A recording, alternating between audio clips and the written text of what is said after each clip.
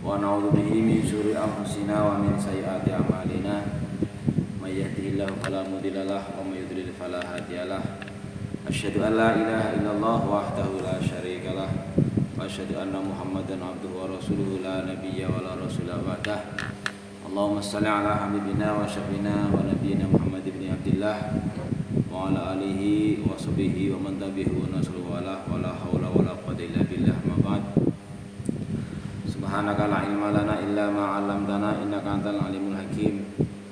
Rabbi shrah li sadri wa yassir li amri wa hlul 'uqdatam min lisani yafqahu qawli. Allahumma a'inna ala dzikrika wa syukrika wa husni ibadatik. Allahumma anfa'na bima 'allamtana wa 'allimna ma yanfa'una wa zidna 'ilman nafi'a. Allahumma inna nas'aluka hubbaka wa hubba nabiyyika wa hubba man yuhibbuka wa hubbal amali alladhi yuballighuna ila hubbika. Allahumma ja'al hubbaka habba ilaina min anfusina wa walidina wa malina wa min ma'il barati amin ya rabbal alamin. Kaum muslimin muslimat jamaah salat subuh, para sahimin sahibat rahimakumullah. Puji dan syukur tidak pernah bosan kita sampaikan kepada Allah Subhanahu wa taala bahwa sampai hari ini memasuki hari yang ke-29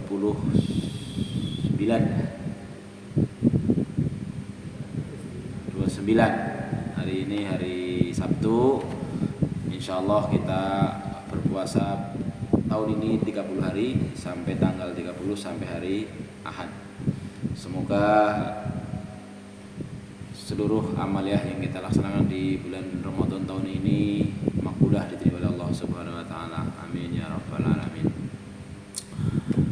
Salawat serta salam tidak lupa juga kita sanjungkan, kita pohonkan semoga tenang sejahtera tercurah pada junjungan Nabi besar Muhammad sallallahu alaihi wasallam beserta para keluarga, para sahabat dan pengikutnya yang istiqomah menjalankan syariat. Sama sekalian memasuki hari-hari terakhir di bulan Ramadan ini, marilah kita manfaatkan waktu sebaik-baiknya untuk menambah hasanah pengetahuan kita tentang ajaran agama kita yang mudah-mudahan bisa meningkatkan kadar ketakwaan kita kepada Allah Subhanahu wa taala, karena tentu tingkat ataupun level atau kadar keimanan dan ketakwaan seorang pada Allah berbeda-beda. Tadi di rakaat pertama kita bacakan ayat tentang istiqomah. Summastaqamu innal ladzina qalu rabbuna Allah summastaqamu tatanazzalu alaihimul malaikatu alla takhafu wa la tahzanu wa abshiru bil jannati allati kuntum tu'adun. Orang-orang yang mengatakan rabbuna Allah. Rabb ini dimanai yang mengatur kita. Khaliq yang menciptakan kita. Ilah sesembahan kita. Orang yang siap mengikuti aturan-aturan Allah. Summastaqamu, kemudian istiqomah. Jadi istiqomah ini konsisten, termasuk barang yang sulit untuk dilaksanakan. Makanya ada sebuah hadis mengatakan, ya Rasulullah, kulli fil Islam la as'alu anha ghairaka. Qala kul amantu billah summastaqim. Wahai Rasulullah, katakan padaku sesuatu yang tidak akan saya tanyakan pada orang lain. Kemudian Rasulullah menjawab, katakanlah amantu billah summastaqim.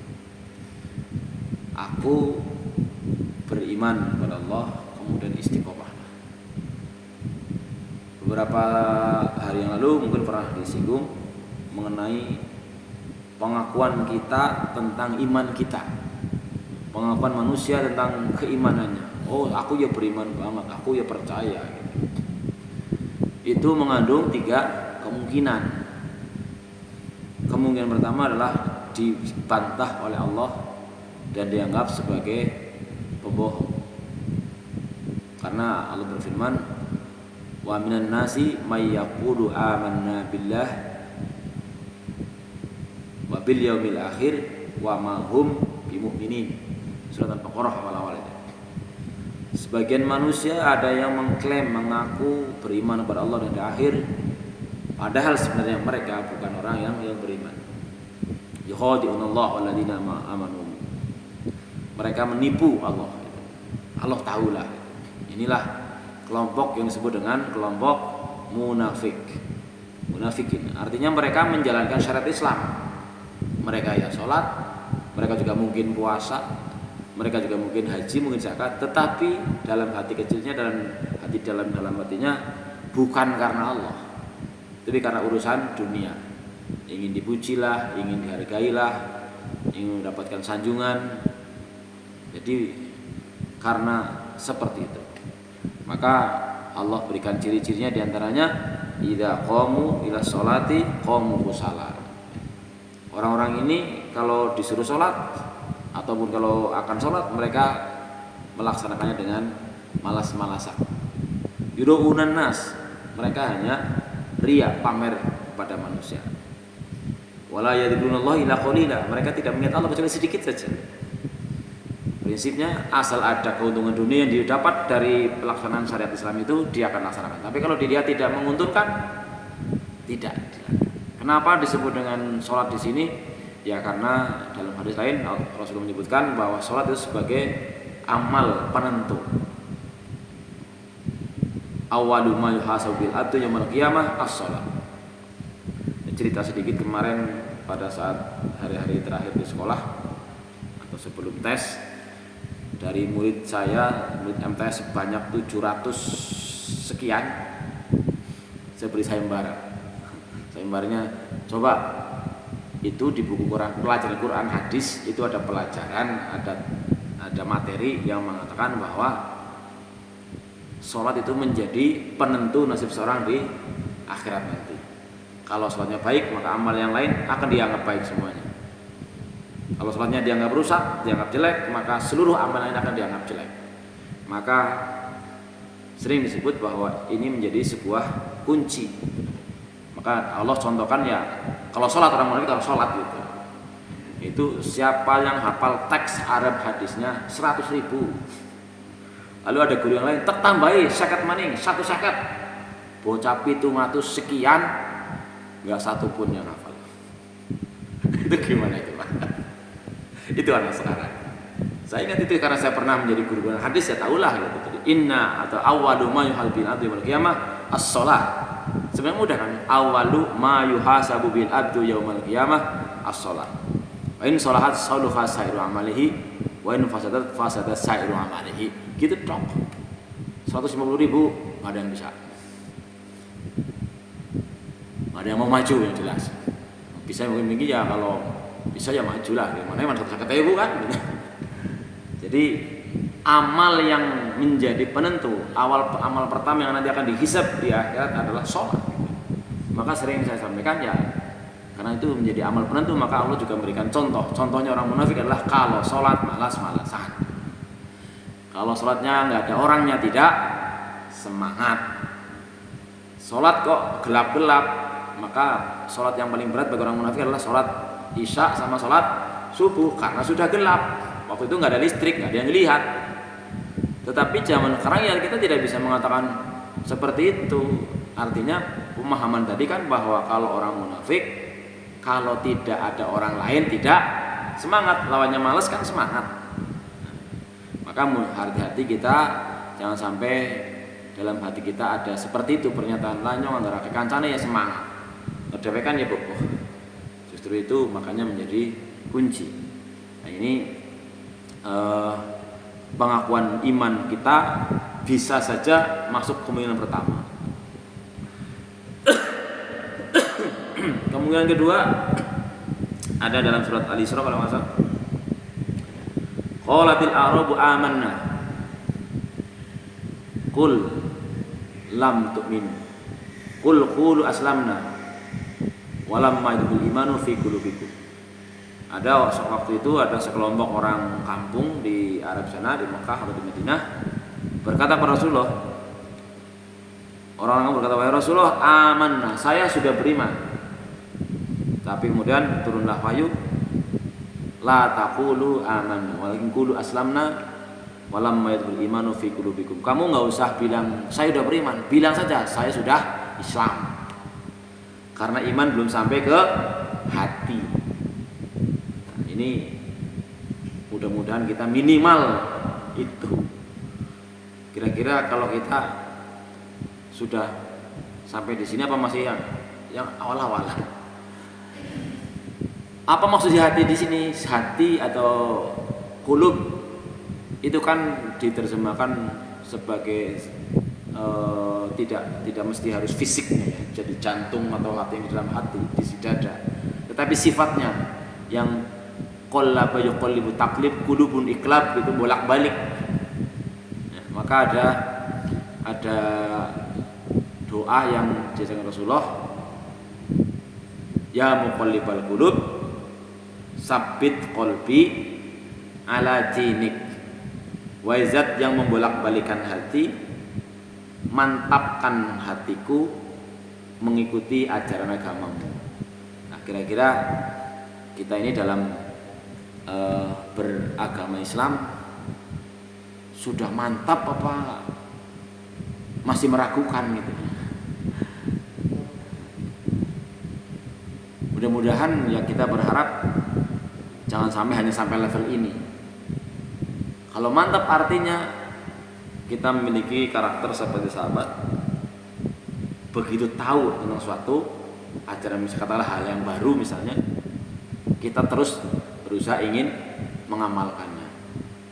Artinya ilmu-ilmu yang sudah kita pelajari selama ini, selama bulan Ramadan, hampir tiap habis subuh kita juga kaji dan sebagainya kita pelajari. Mudah-mudahan kita memohon kepada Allah Subhanahu wa taala sebagaimana doa di awal tadi, wa hubbal amal ladzi yuballighuna ila hubbika. Kita diberikan rasa cinta untuk melaksanakan amal-amal yang didasari oleh ilmu pengetahuan, untuk karena dilaksanakan hanya karena cinta kepada Allah Subhanahu wa taala, yang bisa mengantarkan cintanya kepada Allah sehingga amalan-amalan yang kita kerjakan akan menjadi ringan. Nah, kemudian untuk kalau level yang tertinggi adalah innamal mu'minun, ada dulu di banyak disinggung di situ. Antara kalau dia ayat lain adalah alladzina idza innamal mu'minuna alladzina yadhkurullahu wajilat qulubuhum. Di antaranya itu. Tapi kalau dalam surat Al-Isra yang terkait dengan tadi lanjutan dari ayat walamal iman fi qulubikum adalah innamal mu'minuna alladzina amanu billahi wa rasulihi summa lam yartabu wajahatu fi sabilillah bi amri wa musihim wajahatu fi amri wa musihim sabilillah ulaika humul siddiqun. Kalau masalah ini begitu, bahwa orang beriman tiada lain adalah orang yang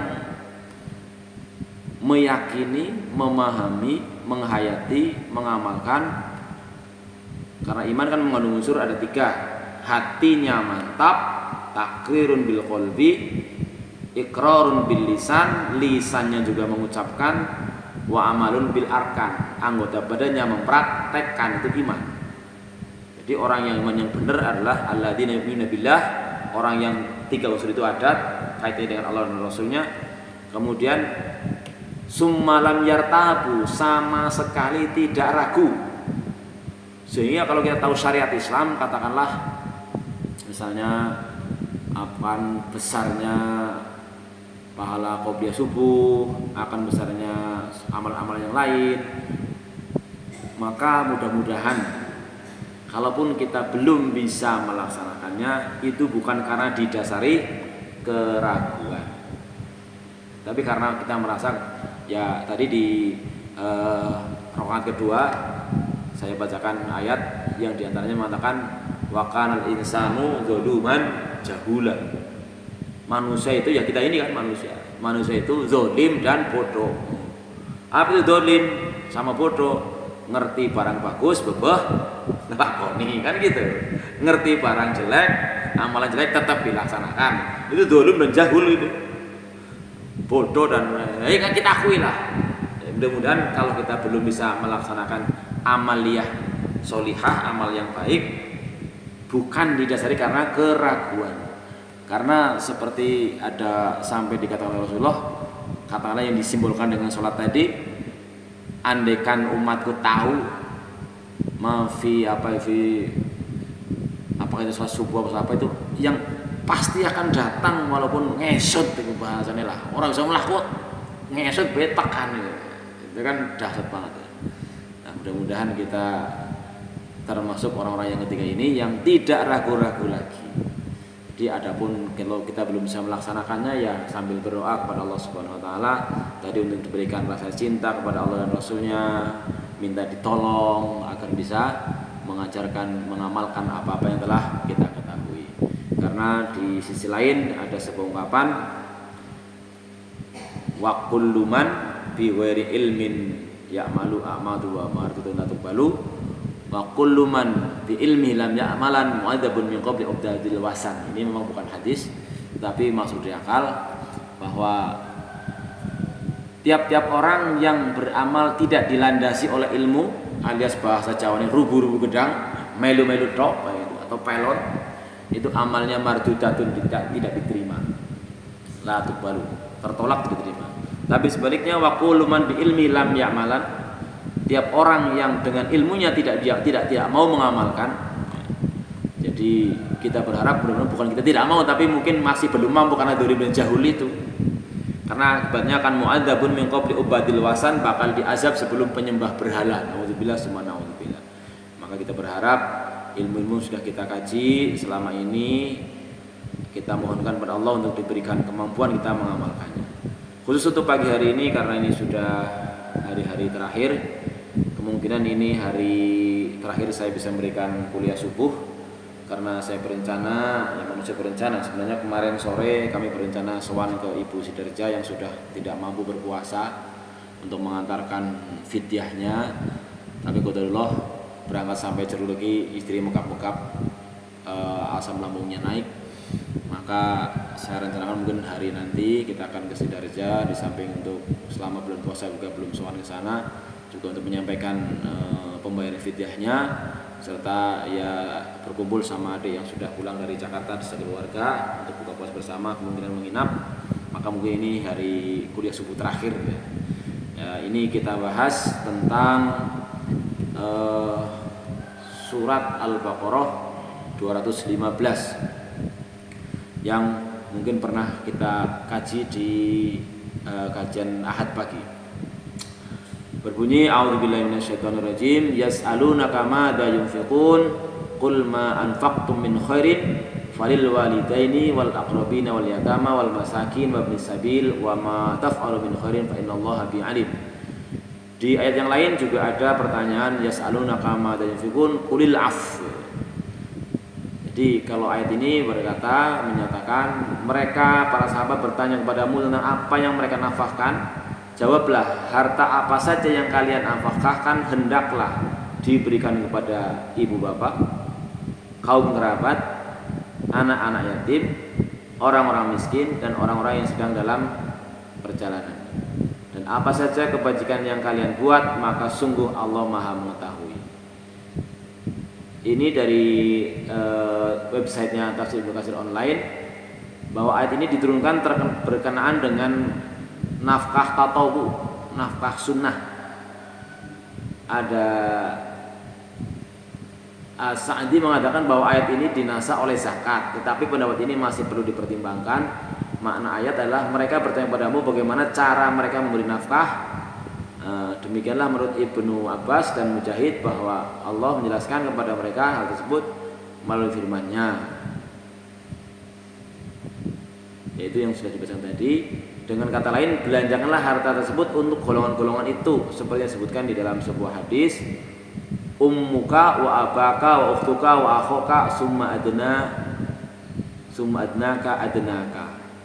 Ini itu di sini disebutkan ayah ibumu, bahkan ibumu dulu, ayahmu, saudara perempuanmu, saudara laki-lakimu, kemudian orang yang lebih bawah nasabnya darimu, yang lebih bawah lagi darimu. Berarti ayat ini menunjukkan adanya prioritas gitu.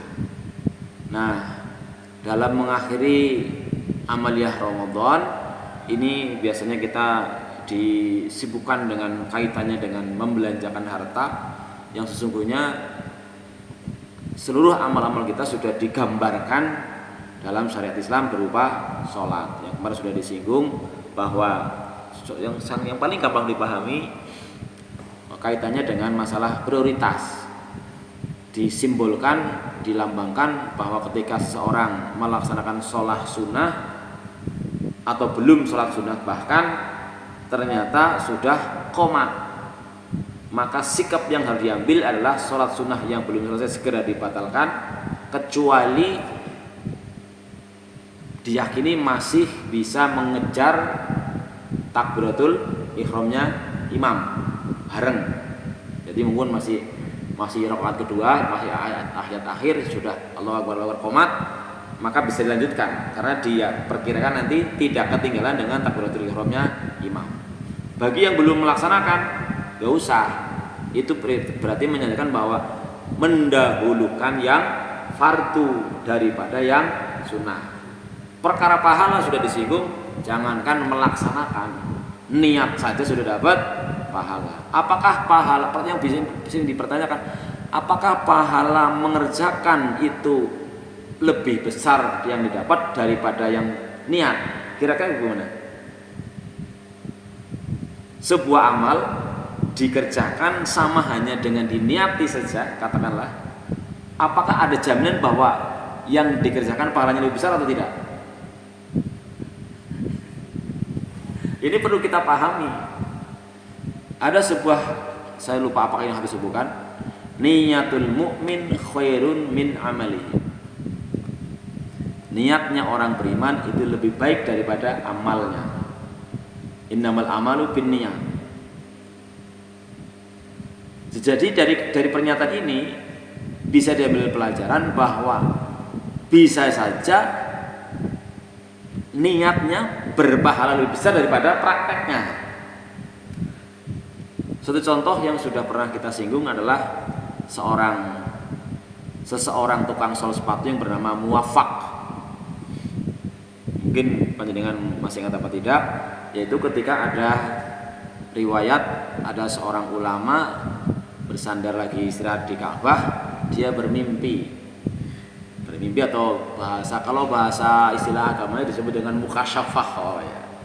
Mukasyafah itu dibukakan tabir oleh Allah sehingga sesuatu yang gaib dia lihat. Nah, itu bisa jadi jalurnya mimpi atau apa, kayak karena ada seperti kita tahu dalam Al-Qur'an perintah Allah kepada Nabi Ibrahim juga lewat mimpi. Kemudian Gus Bahab sering menceritakan bahwa Ali bin Abi Thalib pernah memohon kepada Allah untuk dibukakan tabir alam gaib, yaitu berkenaan dengan wafatnya Umar bin Khattab. Umar bin Khattab itu di dunia katakanlah galaknya pol. Hampir tidak ada orang yang tidak pernah disentak gitu loh. Kemudian diriwayatkan oleh Gus Bahar diceritakan bahwa suatu hari Ali bin Abi Thalib memohon, ya Allah, aku ingin tahu apakah dia berani menghadapi malaikat Mungkar Nakir gitu. Karena Mungkar Nakir kan wajahnya menyeramkan gitu. Tapi ternyata konsisten gitu. Jadi ditanya siapa kamu ini, kok perintahnya sama saya, tanya Marwan bukan tanya saya temannya Muhammad gitu, kira-kira seperti itulah.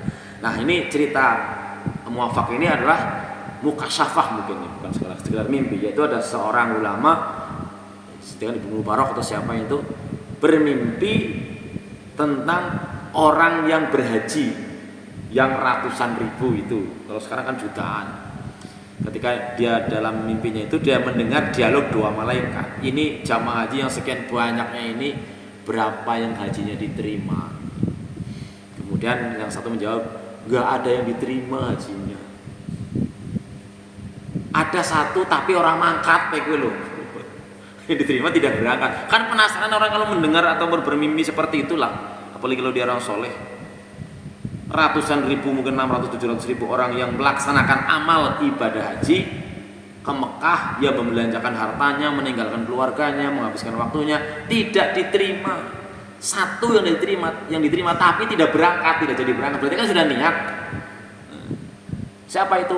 Itu si Anu itu, orang sana. Dicari ya setelah dia terbangun, tersadar, saking penasarannya dicarilah orang itu. Ternyata orang itu adalah seorang tukang sol sepatu atau apa itu yang tinggal di pinggir kota yang di negara lain, apa di Baghdad apa di Yordania apa di manalah, yang riwayatnya itu dia benar-benar sudah bersiap untuk berangkat haji, ternyata dia mendapati tetangganya ada yang kelaparan. Itu diriwayatkan karena istrinya sedang mengidam, kemudian mencium masakan daging yang begitu enaknya, lalu gedros, "Mas, tolonglah, aku kayak kon enak banget ya." Kata orang idam kan kadang-kadang seperti tidak rasional. Ini sih mending karena bau makanan ya. Lalu ketika muafak, namanya orang muafak ternyata itu katanya, kalau nggak salah nanti bisa dicek lah di Google. Dia ke situ, dia menanyakan, "Assalamualaikum Bu, mohon maaf istri saya tadi mencium ibu sedang masak, kelihatannya katanya enak komplit cer banget lah. Tolong Bu, ibu berbagi sedikit lah," gitu. Lalu jawabannya apa? "Maaf Tuan, masakan ini halal bagi saya tapi haram bagi jenengan." Itu kok jawaban yang kemudian menjadi pertanyaan kan? Loh, ini karena sebuah masakan haram bagi orang lain, halal bagi yang memasak. Kan itu gumun itu kalau kita mendengar begitu. Masak apa Bu? Masak daging ya. Terus diklah, ki nggonyo halal, nggonyo haram. Itu kan berdasarkan pemahaman agama juga. Karena ternyata saking tidak punyanya bahan makanan, kemudian mendapati keledai yang mati. Ya mungkin ketabrak apa pokoknya mati tanpa disembelih. Kalau hewan yang kayak ikan itu boleh, ikan belalang boleh. Tetapi kalau yang lainnya kayak hewan kayak binatang, ayam, kambing, keledai itu kan kalau mau disembelih kan jadinya bangkai. Bangkai itu haram dimakan. Tapi karena saking daruratnya, maka ada kategori usul fikih ad-daruratu tubihul mahdzurat. Yang darurat itu membolehkan, bukan jadi halal sebenarnya. Tapi kalau tadi ibu itu mengatakan makan ini halal bagi saya, haram bagi jenengan, ya kurang tepat kata-katanya. Jadi makan ini boleh saya makan, bukan jadi haram, bukan jadi halal, tetap haram, cuman boleh gitu. Karena darurat. Darurnya karena sudah lapar sekali, tidak ada bahan makanan, dan orang-orang kadang-kadang sering orang miskin yang terbaik itu yang yahsabuhumul aghniya minat ta'affuf. Orang kaya mengira orang-orang itu mengira dia itu orang kaya. Kenapa? Menjaga diri, tidak pernah meminta-minta. Ya kebangetan, makanya kan kalau sampai ada sebuah keluarga nggak makan, nggak punya bahan makanan karena menjaga kehormatan tidak minta-minta, lalu keluarga lain sampai nggak tahu, ya kebangetan kayak gitu kan, bisa dilihatlah kondisinya. Nah, ini kembali kepada peristiwa tadi. Akhirnya oleh muafak tadi harta yang sedianya dipakai untuk perbekalan berangkat haji diberikan kepada ibu tadi untuk mengatasi kekurangannya.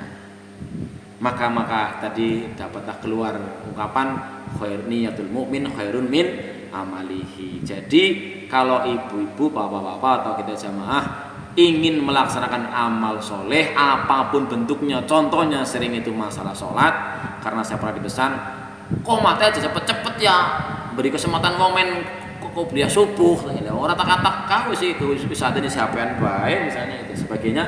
Maka nggak usah sampai ada anggapan bahwa kalau saya beli subuh, saya melaksanakan amal sunnah ini, itu pahalanya akan lebih besar daripada niatnya tadi.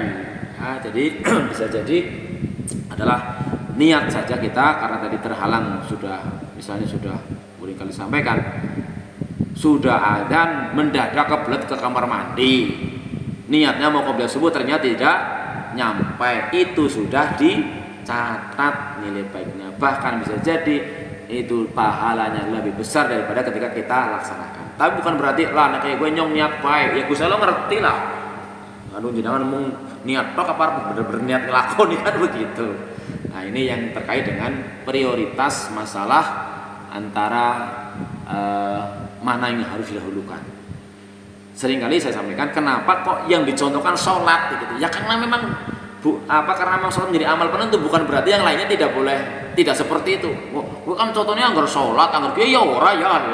Ya enggak begitu, karena kita memahaminya adalah karena sholat adalah menjadi sebuah amal yang sangat yang akan menentukan bagaimana bahagia celaka kita di akhirat nanti.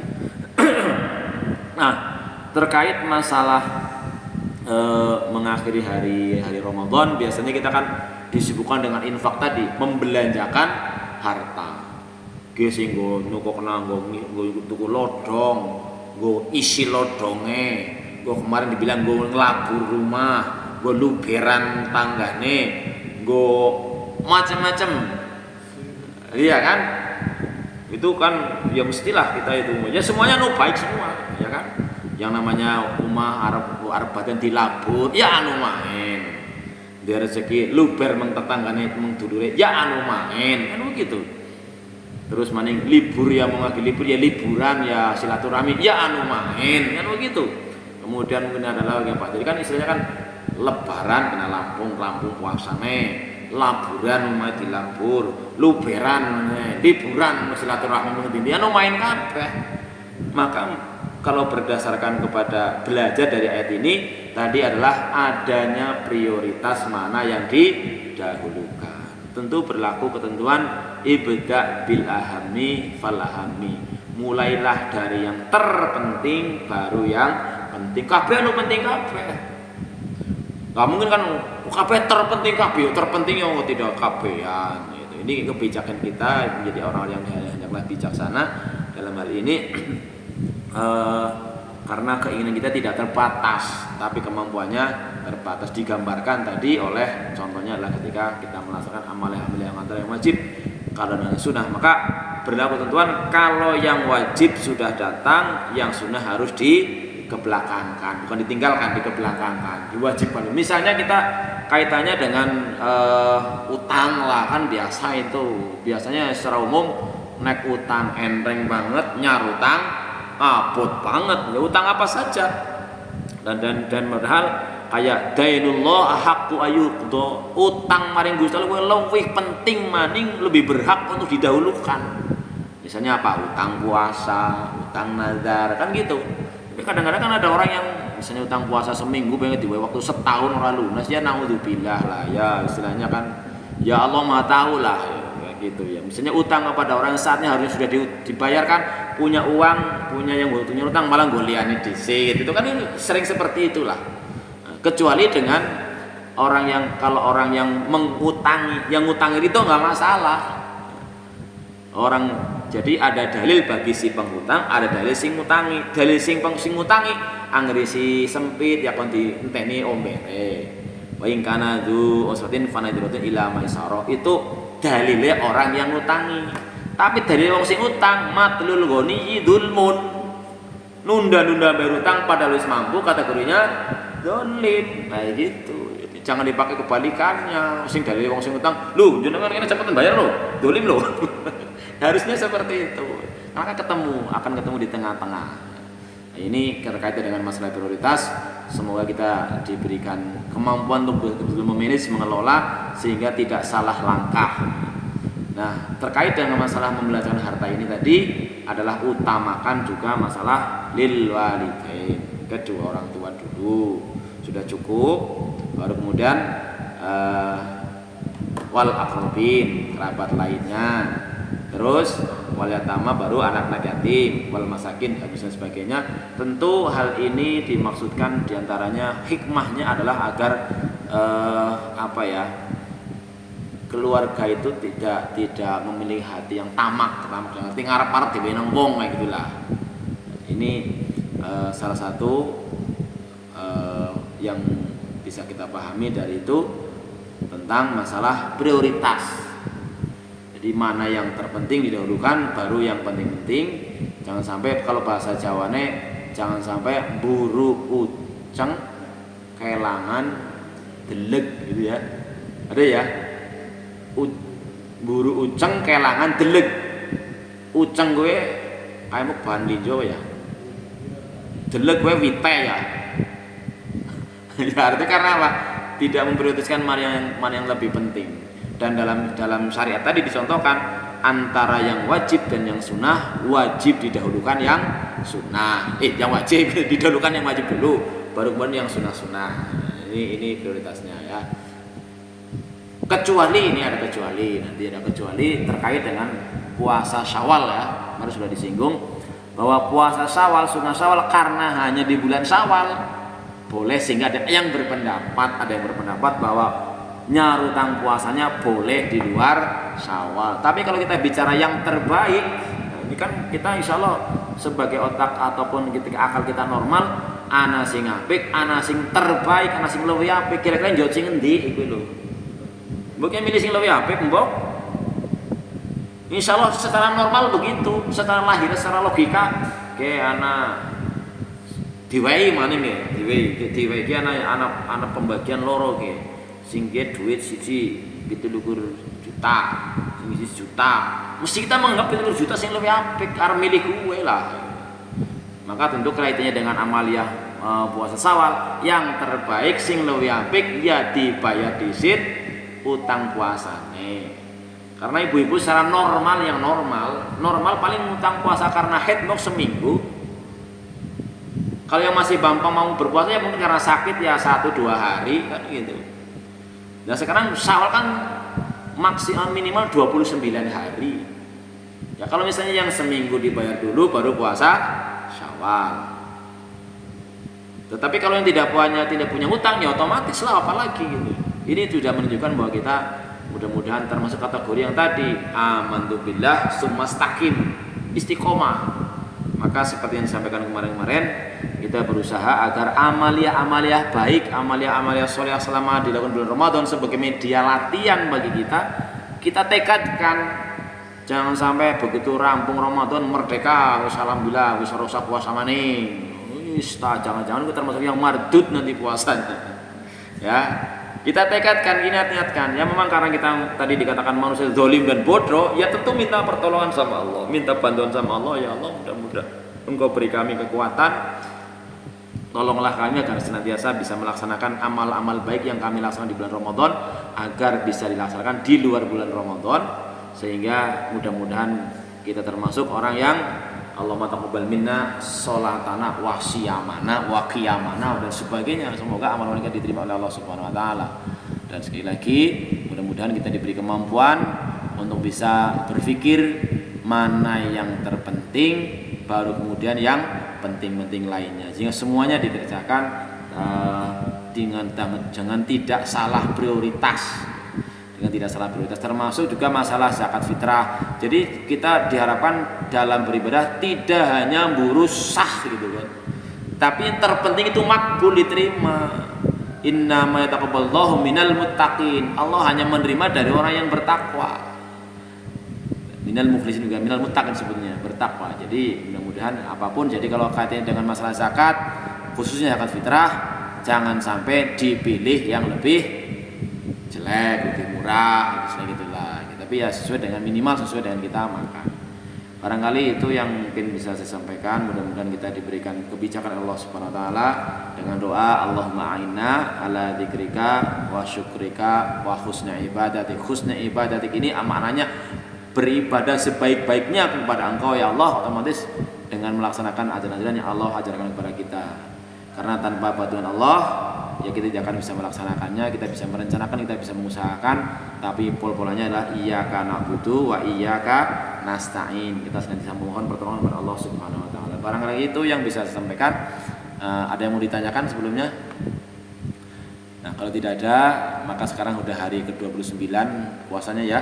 Berarti besok masih ada 1 hari lagi. Monggo untuk ke panitia-panitia zakat yang sudah biasa di sini tolong untuk dikerjakan. Insyaallah saya nanti ke Sederja mungkin nginep, besok insyaallah sudah balik ke sini. Barangkali itu yang bisa disampaikan, kurang lebihnya mohon maaf. Hadanallahu wa iyyakum ajmain.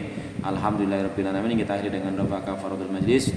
Subhanakallahumma wa bihamdika asyhadu an la ilaha illa anta astaghfiruka wa atubu ilaik. Assalamualaikum warahmatullahi wabarakatuh.